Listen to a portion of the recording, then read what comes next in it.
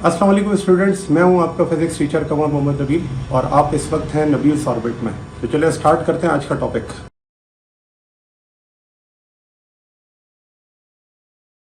Mess spring system जो होता है ना, वो दो किस्म के होते हैं। एक होता है हॉरिजॉन्टल मैस स्प्रिंग सिस्टम और एक होता है वर्टिकल मैस स्प्रिंग सिस्टम।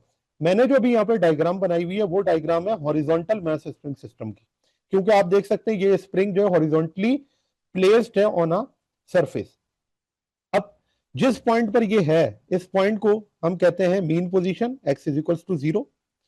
ये इसकी एक्सट्रीम पोजीशन है ए और ये इसकी एक्सट्रीम पोजीशन है बी। ठीक है। अब मैंने आपको बताया कि जब आप इस मैस को, ये जो बॉडी है जिसका मैस m है, इसको डिस्प्लेस करते हैं तो डिस्प्लेस करने के लिए आप क्या करते हैं, फोर्स अप्लाई करते हैं, और वो फोर्स थी अप्लाइड फोर्स।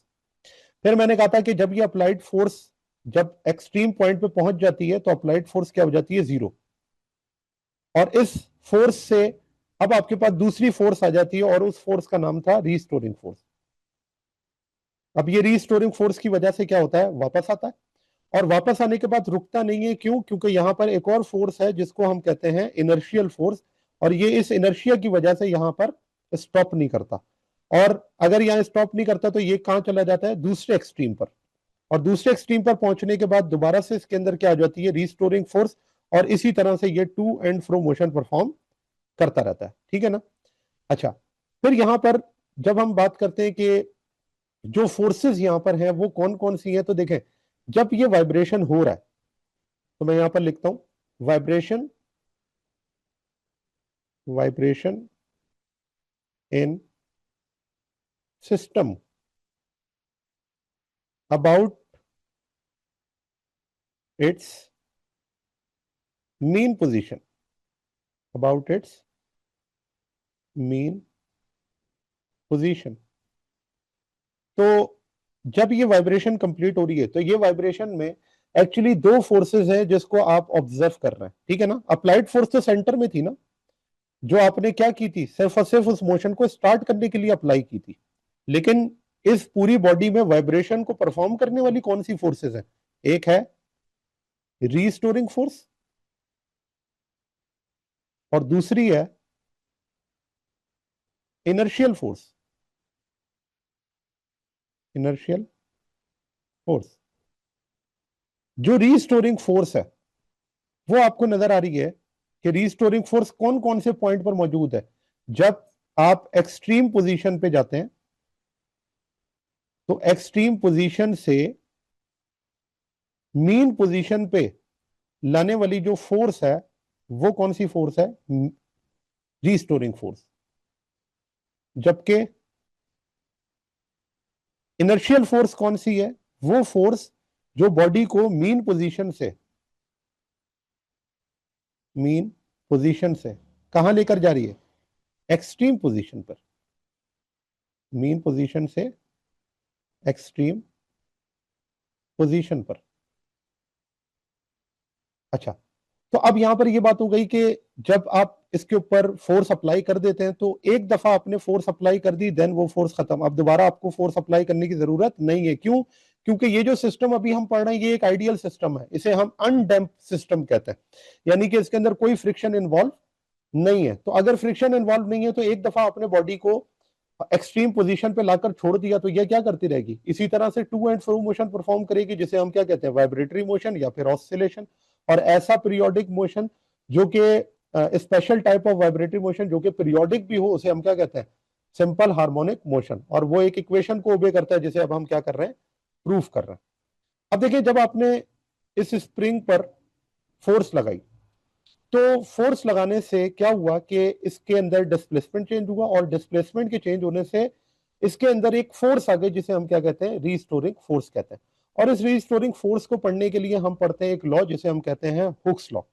हुक्स लॉ क्या कहता है, हुक्स लॉ कहता है विद इन इलास्टिक लिमिट, क्योंकि आपने इतनी फोर्स नहीं लगानी कि स्प्रिंग ही खराब हो जाए, आपने इलास्टिक लिमिट में रहते हुए ये काम करना है। Within elastic limit applied force is applied force is directly proportional directly proportional to elongation. Elongation का मतलब यही है कितना डिस्प्लेस हो रहा है मीन पोजीशन से, इलोंगेशन या फिर compression in the spring, in the spring. ये आपके पास हुक्स लॉ की स्टेटमेंट है।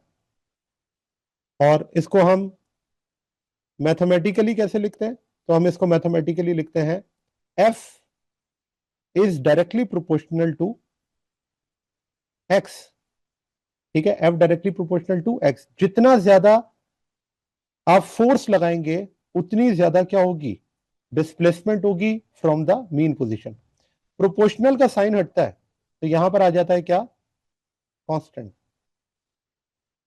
और इस कांस्टेंट को हम यहां पर कहते हैं स्प्रिंग कांस्टेंट।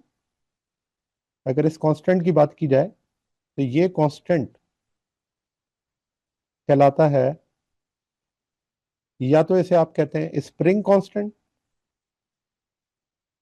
या फिर आप इसे कहते हैं फोर्स कांस्टेंट, फोर्स कांस्टेंट। और तीसरा इसे हम कहते हैं स्टिफनेस कांस्टेंट। स्टिफनेस स्प्रिंग की हार्डनेस या सॉफ्टनेस को कहते हैं ना, स्टिफनेस कांस्टेंट। तो अगर कोई स्प्रिंग हार्ड है तो उसके अंदर इस कांस्टेंट की वैल्यू क्या होगी? ज्यादा होगी। अगर कोई स्प्रिंग सॉफ्ट है तो इसका मतलब उस कांस्टेंट की वैल्यू क्या होगी? कम होगी। तो अब हम इस लॉ को, जी सर ये के से रिप्रेजेंट होता है ना, ये जी, के से रिप्रेजेंट होता है, यही मैं लिखने लगा, एफ इज इक्वल्स टू के एक्स। ठीक है। अच्छा, अब यहां पर ये जो आपके पास के है, ये एक कांस्टेंट क्यों कहलाता है? उसकी वजह ये, it is the ratio of F upon x. अब देखो, क्योंकि मैंने ऊपर बात लिखी कि फोर्स बढ़ाओगे तो एक्स बढ़ेगा, तो अगर ये दोनों चीजें इक्वल अमाउंट में इंक्रीज हो रही है तो क्या आंसर कांस्टेंट नहीं आएगा? कि अगर मैं फोर्स डबल करता हूं तो एक्स डबल होता है, अगर मैं फोर्स रिड्यूस करता हूं तो एक्स रिड्यूस होता है। तो के की वैल्यू क्या है? कांस्टेंट है। लेकिन ये के की वैल्यू फिर डिपेंड किस पे करती है? ये डिपेंड करती है एरिया। मटेरियल के ऊपर। ठीक है ना? और किन किन चीजों पर डिपेंड करती है? तो चले इसके बारे में हम पढ़ते हैं। इसकी जो डिपेंडेंस है वो बड़ी इंपॉर्टेंट है। देखिए, सबसे पहले स्प्रिंग कांस्टेंट की अगर मैं बात करूं, कि जैसे के ऊपर मैंने आप लोगों को लिखा, स्प्रिंग कांस्टेंट क्या है? It is the ratio, constant ratio, constant ratio between applied force, applied force and elongation या फिर कंप्रेशन। कंप्रेशन, ये इसका क्या है? रेशो है। तो मैंने यहां पर जैसे लिखा K is equals to F upon X, तो ये आपके पास रेशो जो है वो कांस्टेंट रहेगी। अच्छा, इसकी एसआई यूनिट अगर देखें तो जो एसआई यूनिट है वो इसकी होगी न्यूटन पर मीटर। और इसे अगर हम एसआई बेस यूनिट में लिखें, एसआई बेस यूनिट, तो एसआई यूनिट बेस यूनिट में हम इसको लिखते हैं किलोग्राम पर सेकंड स्क्वायर। ठीक है ना? कैसे लिखा? न्यूटन की जगह आप किलोग्राम मीटर पर सेकंड स्क्वायर लिख दें तो आप मीटर से मीटर कैंसिल हो जाएगा, तो क्या बचेगा? किलोग्राम पर सेकंड स्क्वायर। अच्छा, अब यहां पे इसकी डिपेंडेंस की बात करते हैं और उसके बाद फिर मैं आपको बताता हूं इस ग्राफ का क्या मकसद है। ठीक है, स्प्रिंग कांस्टेंट। देखिए, सबसे पहले स्प्रिंग कांस्टेंट जो होता है ना, वो तीन चीजों पर डिपेंड करता है। एक तो मटेरियल की बात है, वो कॉमन है कि मटेरियल अगर आप चेंज कर देंगे स्प्रिंग का तो स्प्रिंग कांस्टेंट भी क्या हो जाएगा? चेंज हो जाएगा। तो यहाँ पर जो डिपेंडेंस है वो सबसे पहली ये है कि जो स्प्रिंग कांस्टेंट होता है वो लेंथ ऑफ द स्प्रिंग पे डिपेंड करता है। तो मैं यहाँ पर लिखता हूँ कि पहली इसकी जो डिपेंडेंस है वो है length of spring, length of spring. और लेंथ ऑफ स्प्रिंग के ये किस तरह से प्रोपोर्शनल है? तो हम कहते हैं कि स्प्रिंग कांस्टेंट जो होता है वो इनवर्सली प्रोपोर्शनल होता है किसके? लेंथ ऑफ द स्प्रिंग के।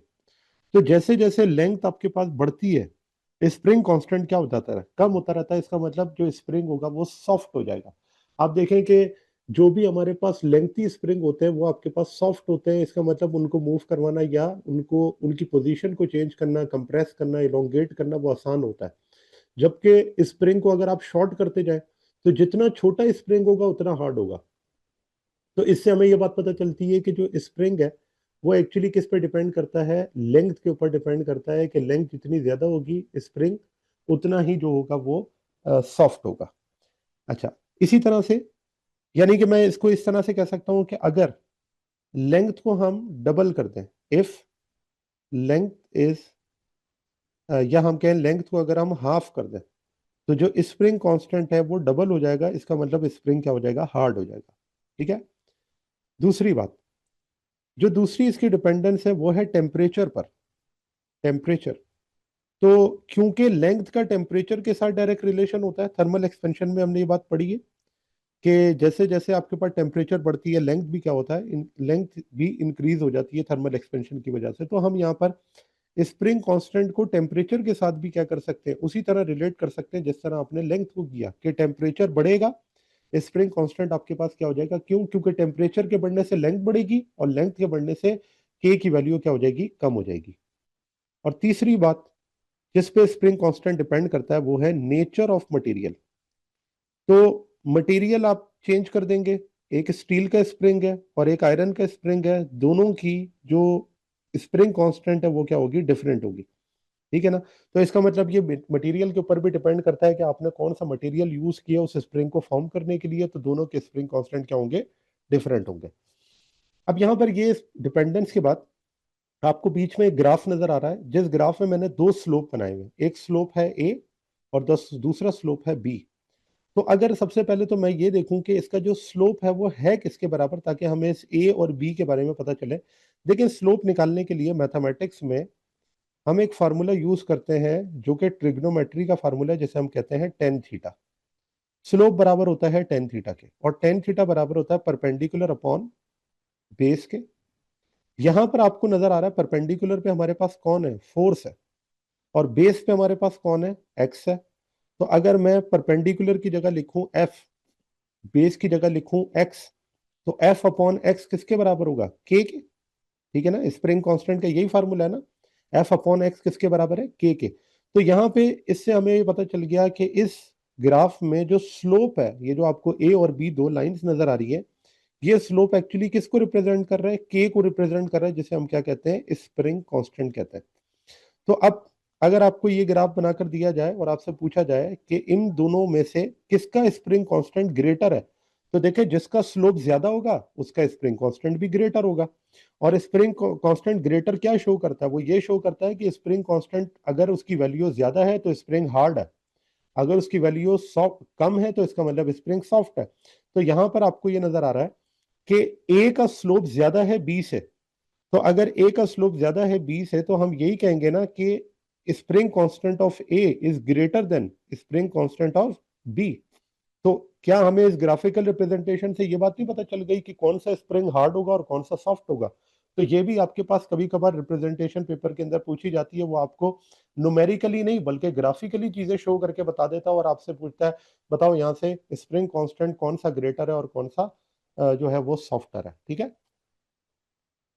अच्छा, अब क्योंकि मैंने आपको ये डिपेंडेंस बताई है तो इससे रिलेटेड हम एक क्वेश्चन करते हैं जो कि एक स्प्रिंग से रिलेटेड है। वो कहते हैं कि स्प्रिंग को चार इक्वल पार्ट्स में डिवाइड कर दिया जाता है। ठीक है, एक स्प्रिंग है जिसकी लेंथ है एल और उसकी स्प्रिंग कांस्टेंट है के। अगर उसको चार हिस्सों में या चार इक्वल पार्ट्स में डिवाइड किया जाए तो एक पार्ट कितने लेंथ के बराबर होगा। अगर मैं कहूं एक पार्ट की लेंथ क्या हो जाएगी, तो देखिए एक पार्ट की लेंथ हो जाएगी एल बाय फोर। ठीक है ना, क्योंकि आपने चार हिस्सों में डिवाइड कर दिया, एक पार्ट किसके बराबर होगा, एल बाय फोर के। और अगर मैं कहूं कि इन तीनों की फिर कंबाइन जो लेंथ है वो क्या होगी, तो इन तीनों की कंबाइन लेंथ होगी, तीन पार्ट है ना, तो तीन पार्ट को इस तरह देख सकते हैं, थ्री एल बाय फोर। ठीक है। तो अब यहाँ पे आपसे कहा जाता है कि आपने ये बताना है सिंगल पार्ट की स्प्रिंग कांस्टेंट क्या होगी, यानी कि के प्राइम हमने क्या करना है, फाइंड आउट करना है। और उसके बाद फिर ये बताना है कि कंबाइन अदर 3 पार्ट्स की जो स्प्रिंग कांस्टेंट है वो क्या होगी। तो सबसे पहले सिंगल पार्ट की अगर हम स्प्रिंग कांस्टेंट को कैलकुलेट करें, तो मैंने आपको बताया लेंथ का स्प्रिंग कांस्टेंट के साथ क्या रिलेशन होता है, इनवर्स।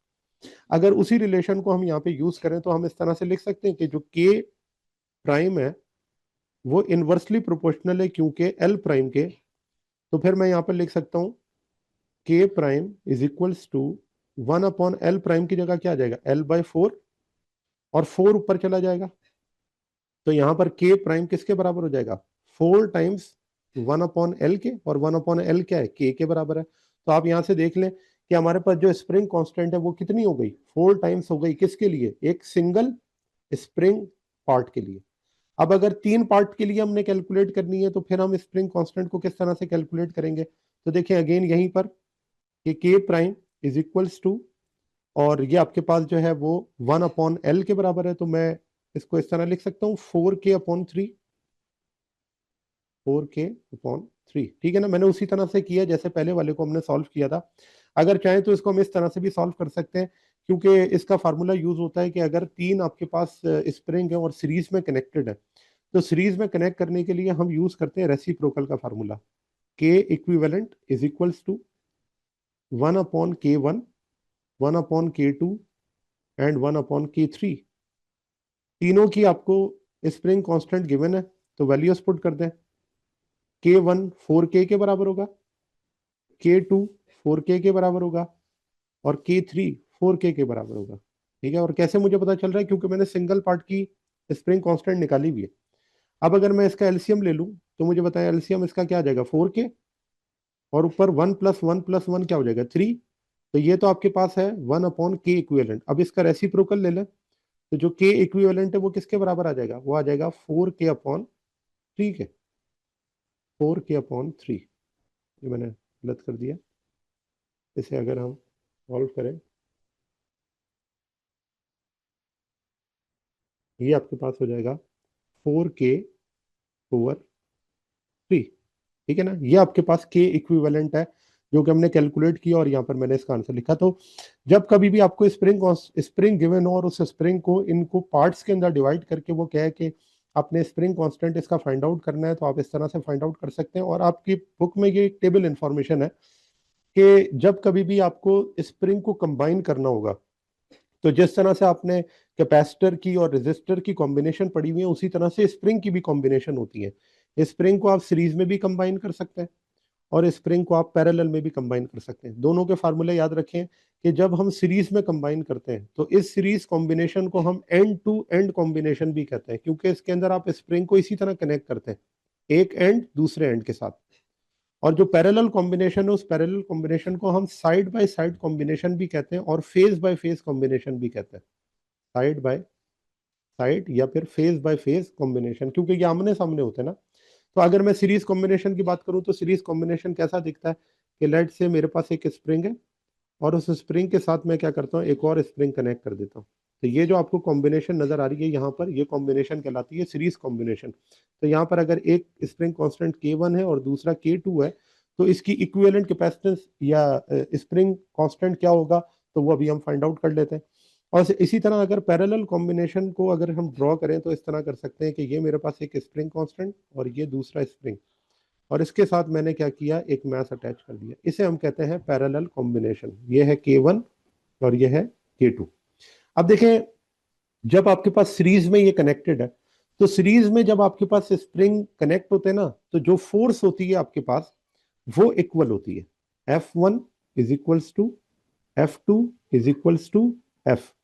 लेकिन इस केस के अंदर जो आपका स्ट्रेचिंग या इलोंगेशन होती है, उनको आपस में क्या कर देते हैं, ऐड, x1 प्लस x2। तो टोटल इलोंगेशन आपके पास क्या हो गई, इसमें इंक्रीज हो गई ना, वो बराबर है किसके, x के। और इस केस को अगर हम देखें तो स्प्रिंग कांस्टेंट जब स्प्रिंग सीरीज में कनेक्टेड होता है, तो वहां पर आपके पास जो फार्मूला लगता है इसको सॉल्व करने का, वो होता है 1/K equivalent is equals to 1/K1 plus 1/K2।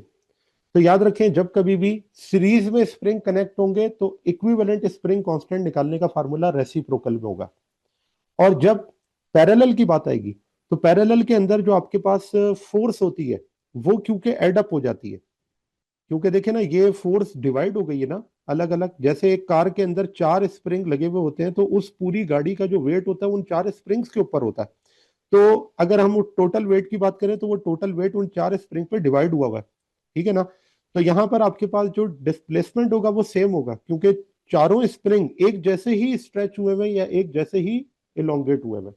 यानी कि जब इस सीरीज की बात होगी तो वहां पर स्प्रिंग कांस्टेंट की लेंथ को हम ऐड करेंगे या स्ट्रेचिंग को हम ऐड करेंगे। और पैरेलल कॉम्बिनेशन में क्योंकि स्ट्रेचिंग एक जैसी है तो वो हमारे पास कांस्टेंट होगी, लेकिन फोर्सेस क्या हो जाएंगी, डिवाइड हो जाएंगी हर एक स्प्रिंग के ऊपर। इसीलिए उन सबको जब हम ऐड करेंगे तो टोटल फोर्स के बराबर आएगा। और यहाँ पर आपके पास जो स्प्रिंग कांस्टेंट का फार्मूला होगा वो हो जाएगा K equivalent is equals to K1 plus K2। ठीक है, तो ये आपके पास है कि जब आपको पैरेलल कॉम्बिनेशन दी जाएगी तो पैरेलल कॉम्बिनेशन में क्या चीजें सेम होती हैं और किस तरह से हम स्प्रिंग कांस्टेंट को ऐड करते हैं। अब जैसे एक क्वेश्चन मैंने इसी से रिलेटेड दिया हुआ है, मुझे बताएं इस क्वेश्चन के अंदर जो के और के आपको ऊपर नजर आ रहा है वो दोनों आपस में पैरेलल में, और उन दोनों के साथ तीसरा आपके पास किस में कनेक्ट है, सीरीज में कनेक्ट है। तो अगर मैंने यहाँ पे इक्विवेलेंट जो स्प्रिंग कांस्टेंट है फाइंड आउट करनी हो, तो देखिए पैरेलल वाले को हम ऐड करेंगे तो आंसर क्या आ जाएगा, 2K। ये आंसर आ गया 2K।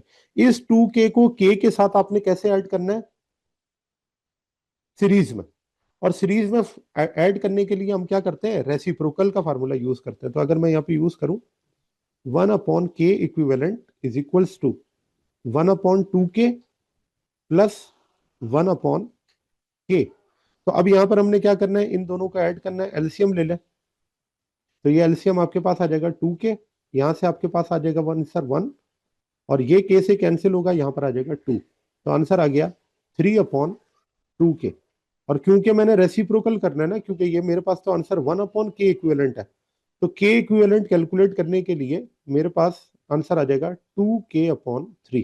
तो इसका मतलब इस सिस्टम का स्प्रिंग कांस्टेंट जो है वो किसके बराबर है, 2K/3 के। अब ये पेपर के अंदर इस तरह से आपको कैलकुलेट करने के लिए आ जाता है कि वो आपको टाइम पीरियड कैलकुलेट करने का पूछता है। तो आप जानते हैं कि जो टाइम पीरियड होता है स्प्रिंग मैथ सिस्टम का वो बराबर होता है 2πm/K के। तो अगर आपको वो सिस्टम ये दे और इससे पूछे कि बताएं टाइम पीरियड क्या होगा, तो टाइम पीरियड के लिए आपको पहले क्या कैलकुलेट करना पड़ेगा, स्प्रिंग कांस्टेंट कैलकुलेट करना पड़ेगा। और स्प्रिंग कैलकुलेट होगा तो फिर आप टाइम पीरियड निकाल सकते हैं इसका कि वो किस तरह से निकलेगा। तो यहाँ पर आप क्या करेंगे, टाइम पीरियड 2π, तो m एज इट इज आ गया, और k की जगह पर आप क्या कर देंगे, वैल्यू पुट कर देंगे जो कि आपने कैलकुलेट की, और वो है 2K/3। तो इस तरह से आप क्या करेंगे, टाइम पीरियड को कैलकुलेट करेंगे। तो ये आपके पास क्वेश्चन पेपर के अंदर आ जाता है। फिर एक और क्वेश्चन है, इस क्वेश्चन को जरा देख के मुझे बताएं कि ये जो आपके पास स्प्रिंग है जिसके साथ एक मैस दरमियान में अटैच है और ये दोनों तरफ स्प्रिंग है, इस कॉम्बिनेशन को हम सीरीज कॉम्बिनेशन कहेंगे या पैरेलल कहेंगे, कॉम्बिनेशन कहते हैं। और वजह क्या है, क्योंकि इसके अंदर आपके पास जो स्प्रिंग है वो आपस में कनेक्टेड नहीं है, ठीक है ना। वो कैसे कनेक्टेड है, वो एक मैस के साथ अटैच है और दोनों के जो एंड पॉइंट्स है वो आपस में कनेक्टेड नहीं है। तो इस वजह से इस कॉम्बिनेशन को हम कहते हैं पैरेलल कॉम्बिनेशन। ये आपके पास है पैरेलल कॉम्बिनेशन। और पैरेलल कॉम्बिनेशन में equivalent capacitance, equivalent spring constant कैसे निकालते हैं, K1 प्लस K2। तो दोनों को अगर हम ऐड कर लें तो आंसर क्या आ जाएगा, 2K। तो इसका मतलब यहां पर आपके पास जो स्प्रिंग कांस्टेंट है वो किसके बराबर आ गया, 2K के बराबर आ गया, ठीक है ना। तो बस आपने यही ऑब्जर्व करना होता है कि कौन सा स्प्रिंग जो है वो किस तरह से कनेक्टेड है, वो सीरीज है या पैरेलल है। अगर आपने इसको सही आइडेंटिफाई कर लिया तो फिर आपके पास जो इक्विवेलेंट स्प्रिंग कांस्टेंट है वो आपके पास क्या हो जाती है, कैलकुलेट हो जाती है। अच्छा, अब इस स्प्रिंग कांस्टेंट में जो रिलेशन हमारे पास है, जो कि पहले भी ऊपर मैंने आपको बताया कि जब आप फोर्स अप्लाई करते हैं तो उस फोर्स के अप्लाई करने से जो आपके पास डिस्प्लेसमेंट है वो चेंज होता है, जैसे हम हुक्स लॉ से पढ़ते थे। तो अगर मैं लिखूं कि if F is equals to -KX, यहाँ पर जो माइनस का साइन है वो रीस्टोरिंग फोर्स के लिए यूज किया जाता है। देन जो आपके पास फोर्स है अप्लाई, जिसको हम सेकेंड लॉ ऑफ मोशन कहते हैं, वो है F is equals to MA। ठीक है, यहां पर दोनों फोर्सेस को अगर हम रिलेट कर लें आपस में कि ये फोर्सेस जो होंगी इक्विलिब्रियम पोजीशन में, हम किस तरह से रिलेट करेंगे इसको, तो हम लिखते हैं इन इक्विलिब्रियम पोजीशन। ये दोनों फोर्सेस को हम एक साथ लिख सकते हैं। एफ, और इसके अंदर एक फोर्स रीस्टोरिंग है और एक फोर्स आपके पास क्या है, अप्लाइड है। तो एक तरफ आप लिख देते हैं माइनस का के एक्स और एक तरफ लिख देते हैं एम ए। अब यहां पर अगर आप देखें तो जो के और एम है ये क्या है, कांस्टेंट है। तो अगर ये कांस्टेंट है तो इसको फिर मैं यहां पर लिख सकता हूं कि minus K X is equals to M ए।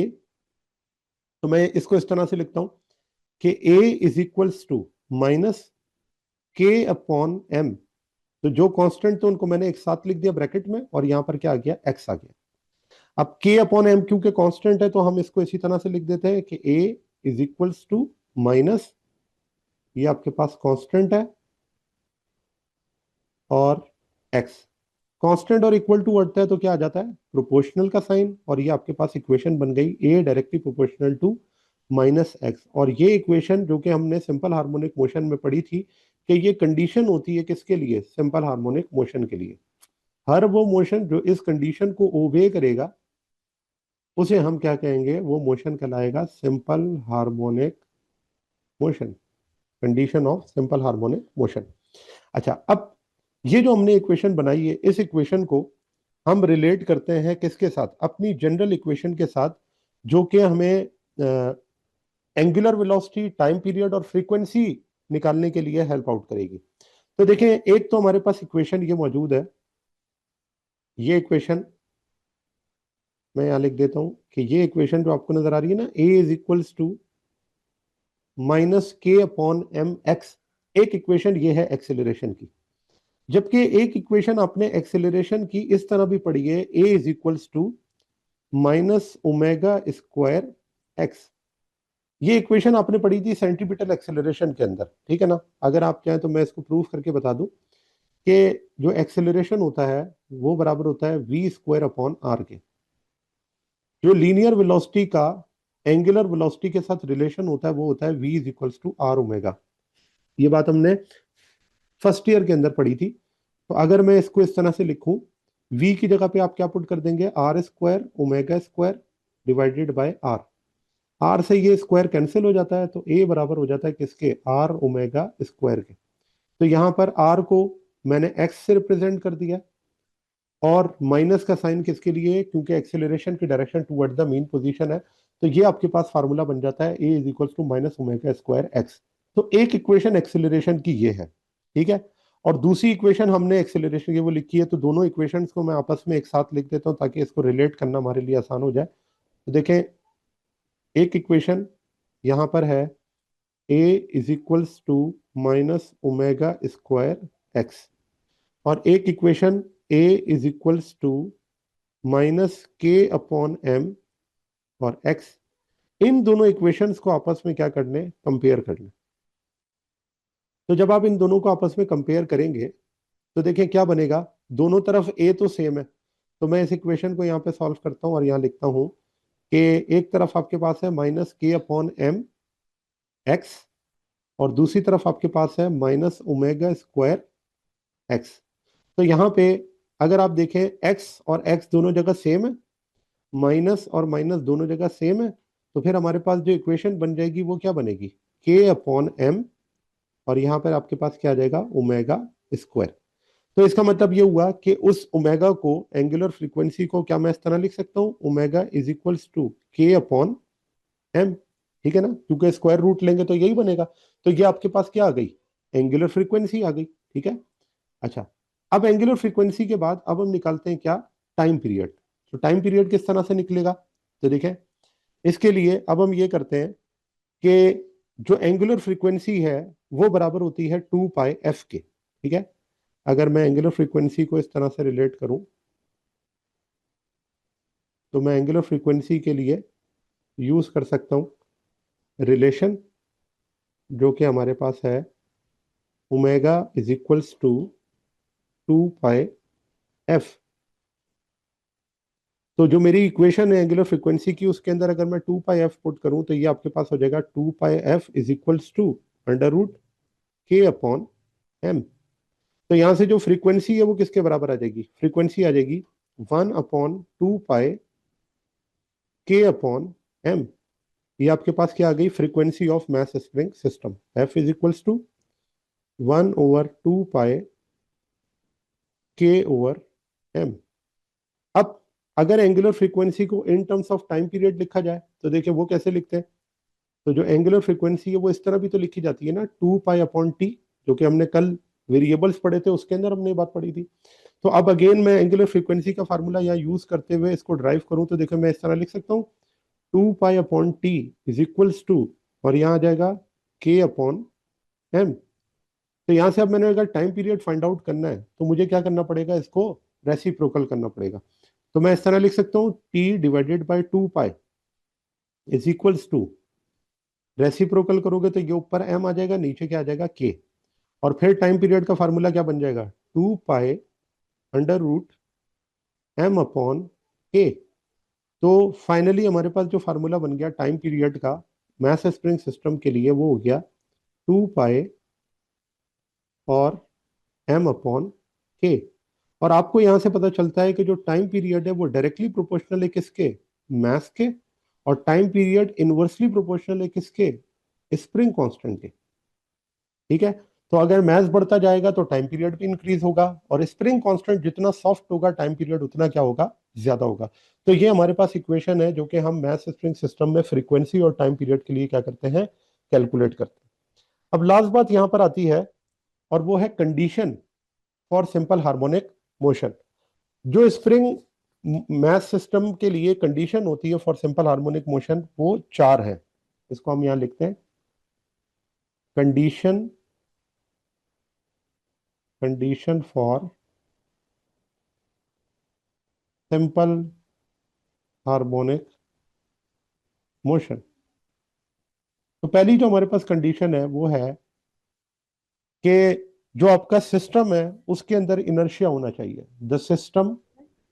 दूसरी कंडीशन ये है कि system should have restoring force, the system should have restoring force. इसका मतलब आप जो मटेरियल यूज करेंगे उसमें इलास्टिसिटी होनी चाहिए, system should have restoring force, restoring force. तो ये आपके पास है दूसरी कंडीशन। तीसरी कंडीशन इसमें, और वो ये है कि जो एक्सेलरेशन है वो डायरेक्टली प्रोपोर्शनल होना चाहिए किसके, -x के। ये मैंने आपको कहा था सबसे ज्यादा इंपॉर्टेंट कंडीशन है। और चौथी आपके पास ये कंडीशन है कि the system should be frictionless, the system should be frictionless. अगर ये फ्रिक्शनलेस नहीं होगा तो जाहिर सी बात है कि इसके अंदर जो आपके पास डैम्पिंग के इफेक्ट आएंगे उससे आपका जो टाइम पीरियड होगा वो चेंज हो जाएगा, और फिर हम इस चीज को ऑब्जर्व नहीं कर सकते कि हमारी जो इक्वेशन है वो ओबे होंगी या नहीं। तो ये 4 कंडीशंस हैं जिन कंडीशंस पर सिंपल हार्मोनिक मोशन ओबे होता है, कि system must have inertia, system should have restoring force, the acceleration must be proportional to displacement या एम्पलीट्यूड ऑफ जो आपके पास मैग्नीट्यूड ऑफ डिस्प्लेसमेंट है, और the system should be frictionless. तो अगर ये 4 कंडीशन होगी तो उसे हम कहेंगे कि वो मोशन आपके पास क्या है, सिंपल हार्मोनिक मोशन है। जी स्टूडेंट्स, तो ये था आज का हमारा टॉपिक। उम्मीद है आपको टॉपिक समझ आया होगा। अगर आप नबील्स ऑर्बिट में रहना चाहते हैं तो सब्सक्राइब करें और नई आने वाली वीडियोस के लिए बेल आइकन प्रेस करें। Thank you very much. अल्लाह हाफिज़।